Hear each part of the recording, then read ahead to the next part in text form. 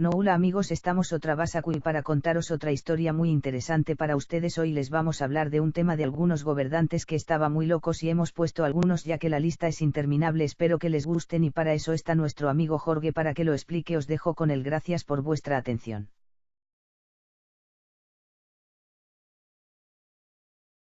Cinco extraños casos de gobernantes locos en la historia del rey de cristal al emperador plebeyo. En la televisión y en el cine los gobernantes son representados como figuras de enorme poder y sabiduría. Y muchas veces esa imagen concuerda con los registros históricos que tenemos de muchos regidores a lo largo de la historia.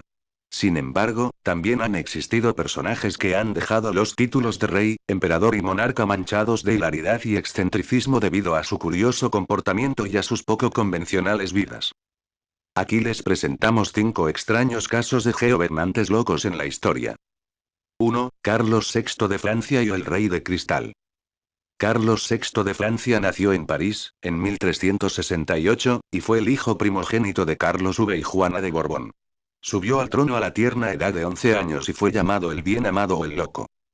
Cuando llegó a la edad de 25 años comenzó a experimentar ataques psicóticos, provocados, se cuenta, por el intento de asesinato que sufrió uno de sus más cercanos amigos. Se dice que en una ocasión, durante un ataque, se olvidó de su nombre y de que él era el rey. Además de que desconoció a su mujer, de la cual huyó aterrorizado. Se negaba a tomar baños durante meses y hasta llegó a creer que era un lobo, aullando por los pasillos de su castillo. Además de que en ciertas ocasiones, cuando la gente lo tocaba, gritaba como si le estuvieran haciendo daño, pues creía que su cuerpo estaba hecho de cristal. Durante una campaña en 1932, cuando él y su armada se encontraban marchando a través de un bosque, de improviso comenzó a atacar a sus propios soldados y caballeros con su espada. El resultado fue la muerte de al menos un hombre, según las crónicas de la época. El estado mental de Carlos VI de Francia llevó a la monarquía francesa a la guerra civil. El conflicto por el poder se prolongó entre la aristocracia francesa durante 85 años. Tal estado de las cosas degeneró en un terrible conflicto de intereses que permitió a Inglaterra ocupar el país y hundir a la gente en la miseria.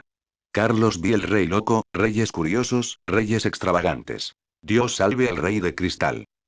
2. Enrique VI de Inglaterra y el rey que inspiró Juego de Tronos. ¿Se acuerdan de Carlos VI de Francia? Pues Enrique VI de Inglaterra era su nieto por línea materna, por lo que se sospecha a que pudo haber heredado algunos de sus genes chistosos. Enrique nació en 1421, en Berkshire. Llegó al trono siendo muy joven, de solo 9 meses de nacido. Así es, él tenía 9 meses y ya era rey de Inglaterra. ¿Qué hacías tú a los 9 meses? Desperdiciando la vida, seguro. Cuando llegó a la mayoría de edad se casó con Margarita de Anjou, quien influyó mucho en su estado de ánimo, siendo muy dominante con él. Y dado que Enrique era rey de Inglaterra, como que no se vio bien entre los nobles que la reina fuera la que llevara los pantalones en la relación. Cosa que originó que muchos aristócratas se sintieran recelosos del carácter demasiado potente de Margarita. En 1453, tras las presiones que sentía por el talante de su esposa Margarita y por el estado político de Inglaterra, a Enrique se le soltaron los tornillos, padeciendo episodios de esquizofrenia que lo llevaron a un shock mental del cual jamás se recuperó. Experimentó entonces alucinaciones graves que lo llevaron a malinterpretar el mundo y a distorsionar la realidad, volviéndose insensible a los eventos que estaban pasando a su alrededor. Además de que comenzó a sufrir delirios religiosos muy fuertes. ¿Qué hizo Margarita con un esposo loco? Desde luego, lo que cualquier esposa amorosa haría, y intentó quedarse con el trono de Inglaterra para ella solita.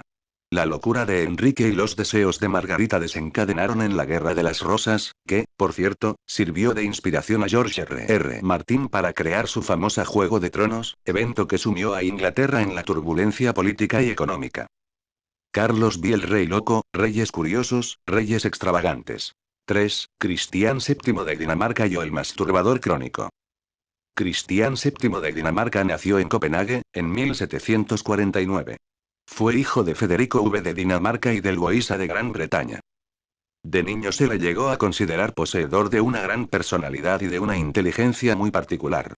Sin embargo, la pobre educación que recibió, en combinación con un maestro que lo maltrataba y lo aterrorizaba, generaron en él problemas emocionales graves y los primeros episodios de esquizofrenia. Al llegar al trono a la edad de 17 años, ya era conocida su mentalidad afectada y su comportamiento extravagante. Era común que durante las cenas arrojara comida a la cara de sus invitados. Solía golpear a la gente en medio de una conversación sin razón alguna y realizaba saltos de rana sobre quien realizara una reverencia ante él.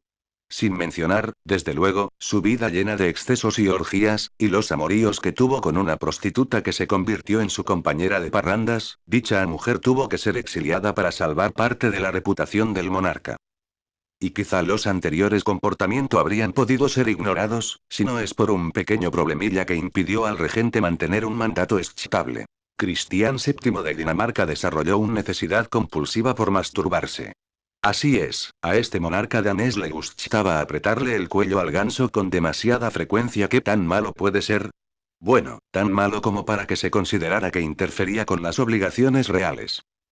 La cosa se fue al garete cuando su médico de cabecera, Johan Struensee, se hizo su segundo al mando y comenzó a gobernar Dinamarca en su nombre, y no lo hizo tan mal, realmente, pues estableció medidas liberales que mejoraron en gran medida al país.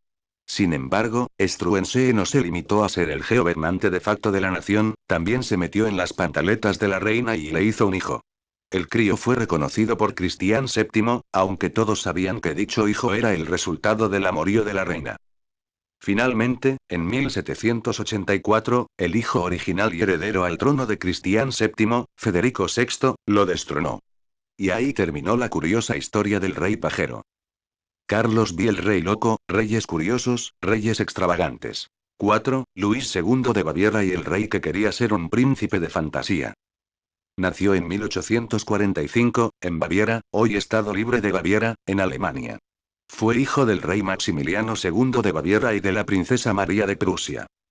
Fue reconocido por su vida excéntrica, especialmente por su fascinación por la construcción de castillos de fantasía y luchar en contra de su homosexualidad. De joven fue presionado en muchos aspectos por el papel al que estaba destinado a desempeñar. Sin embargo, también, como miembro de una familia aristócrata, fue consentido enormemente.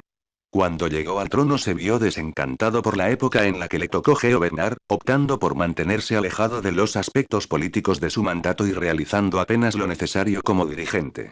Prefiriendo la fantasía a la realidad, se refugió en sus castillos, gastando en su construcción la mayoría de las riquezas de su familia. Poco después se le consideró no apto para gobernar, siendo puesto bajo atención médica debido a su inestabilidad emocional.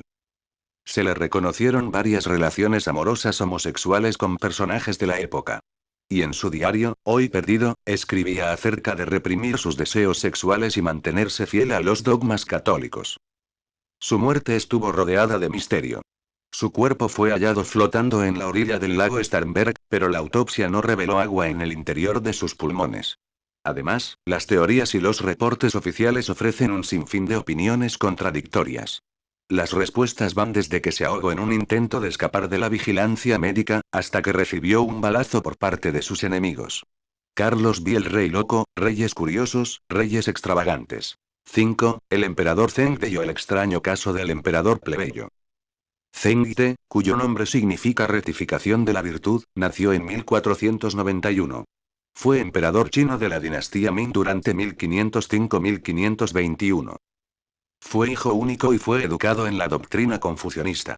Estaba destinado, según sus mentores, a convertirse en un emperador benevolente y brillante como su padre, el emperador Hongzhi. Llegó al trono a la edad de 14 años, cuando fue matrimoniado con la emperatriz. Sin embargo, demostró prontamente su total irresponsabilidad con los asuntos del Estado. En lugar de ocuparse de las necesidades de su vasto imperio, se rodeó de muchas mujeres y comenzó a vivir con un estilo de vida basado en los lujos y los excesos.